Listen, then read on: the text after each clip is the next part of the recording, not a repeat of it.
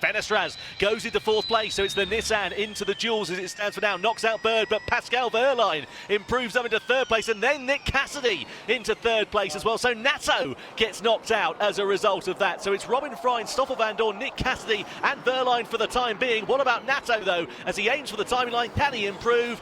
No, he can't. Stays fifth quickest.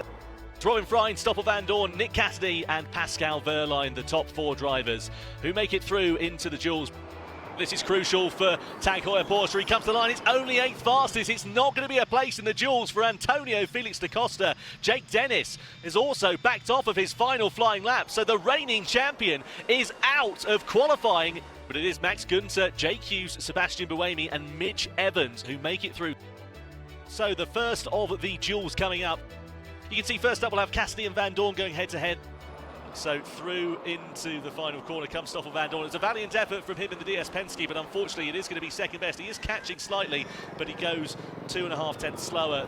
Moving over to quarterfinal 2, Pascal Wehrlein versus Robin Frein. Oh yeah, he's just lost the rear, hasn't he, going in. It's not unfortunately going to be a progression from the quarterfinals for Robin Frein on his return to Envision. It is Sebastian Buemi versus Jake Hughes. Hughes has just managed to gain a little bit more time as he comes through the Peraltada. It's going to be all about the traction out of this final corner. Has he dropped a little bit more time? He has. Can he gain it up as he comes to the line? I don't think so. And it is eventually Sebastian Buemi who finishes just under 0.2 of a second clear. Mitch Evans then versus Max Günther. A 13.1, that's the quickest lap we've seen all weekend. And Mitch Evans, right when it counted, gets himself up. I don't think Günther's going to have any response to that at all. No, it's an impressive lap, and he's just too far down, Günther, to be able to make it up. So just a reminder then, it's Cassidy and Wehrlein who go through into the semi-finals. They'll go head-to-head in a few moments' time. Buemi and Evans will also go through. Nick Cassidy versus Pascal Wehrlein. This is going to be quite close between these two, as you would begin to expect. Yeah, that's actually impressive for Wehrlein, given that he wasn't as aggressive at turn 1. So I'm really curious to see what he delivers in the middle sector. Yeah, Wehrlein's actually got up by 1/10 of a second as well here. So could we see Cassidy being eliminated out of semi-final 1 in qualifying? Yeah, very wide there initially. Doesn't look like he's getting it back, does it, to the apex, finally. Yeah, manages to gather it all up. He comes across the line to 13.5. It's not a bad lap time there for him, but is it going to be enough to thwart the charge of Pascal Wehrlein, who still sits 1/10.5 of a second ahead of the Kiwi through the final corner? He is about to come now, and it's looking quite tidy and quite nice here for Wehrlein. If he's just able to get good drive as he continues on and comes across the line, he will make it through. Will it be Sebastian Buemi or Mitch Evans joining him?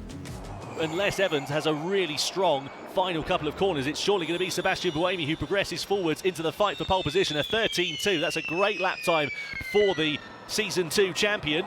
And is Evans going to have anything left in his locker? I think it's not, because he comes through, he's 0.3 of a second down, and indeed he does not progress forwards. It's going to be Pascal Wehrlein versus Sebastian Buemi for Envision. Down towards the first corner, what's it going to be like through turn 1 though? That's going to be the crucial thing. It's okay, it's nice exit as well. Yeah, he definitely used a bit more of the available road on that particular corner than the previous lap in the final. Sebastian Buemi, not a bad exit for him out of the final turn as well. This is going to be very exciting to see what happens, using all of the road on the run down in towards turn 1. Nice and okay through there. A little bit slower than Wehrlein on the apex of the corner, seemingly, as he just drops a couple of hundredths of a second back. But wait for the drivers to come through the middle sector, and that's when we'll begin to see just what the representative time is like. But Wehrlein looking really comfortable and calm out here in this Tag Heuer Porsche. Yeah, he was committed, smooth, heading the apexes. It's all about just keeping it tidy in this final part of the lap. But as we know, that last corner, they're still having to work it all the way until the final apex. So Wehrlein then looking pretty handy. Buemi's just 1/10.5 of a second down, but he's dropped even more time coming into the second sector. So he's going to have to hope that Wehrlein makes a mistake here, or that Buemi is able to close that gap down. But 3.5 of a second is going to be a very tall order. Snap of oversteer through the Peraltada as Pascal Wehrlein aims for the timing line at 13.298 for the German driver in the Porsche. Buemi's catching, but I don't think he's going to catch enough, and I'm sure that he is going to be trying everything he can to do so, but I think Wehrlein is going to be able to hold on to this one as he comes through the Peraltada.